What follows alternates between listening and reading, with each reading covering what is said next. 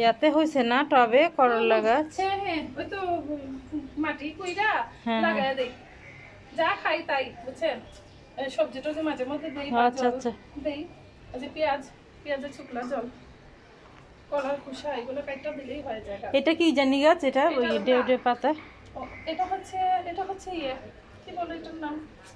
না এটা না, ওই এটা বড় লাল জবা। এই যে এটা লাল জবা। আচ্ছা আচ্ছা, এটা লাল জবা। এটা ফুলি আপনার গাছের যেমন। আচ্ছা আচ্ছা, এটা থেকে দিছিলেন না?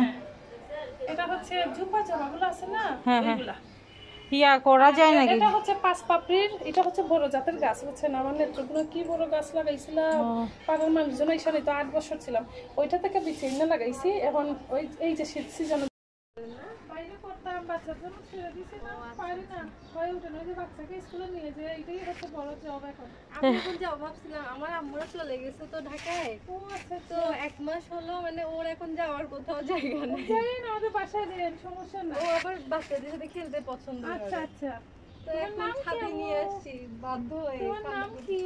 বলো। রোদ, বেশি রোদে কিছু দেখা যায় না। প্রচুর রোদ, প্রচুর রোদ।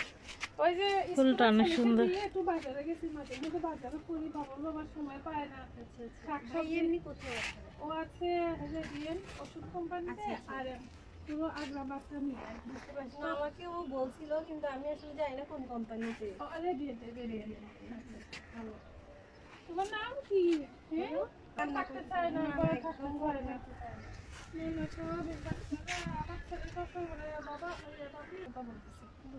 ক্লান্ত হয়ে যায়, সব সময় প্রতি সপ্তাহে রাত হয়ে যায়, 12টা বেজে যায়। বললো সবাই ঘুমাচ্ছে, আর আমার উচিত 1টা বেজে যায়। ওই ডিউটি করে আইসা আবার দেখা পাঠাতে হয়, আমি কাজে থাকি তো।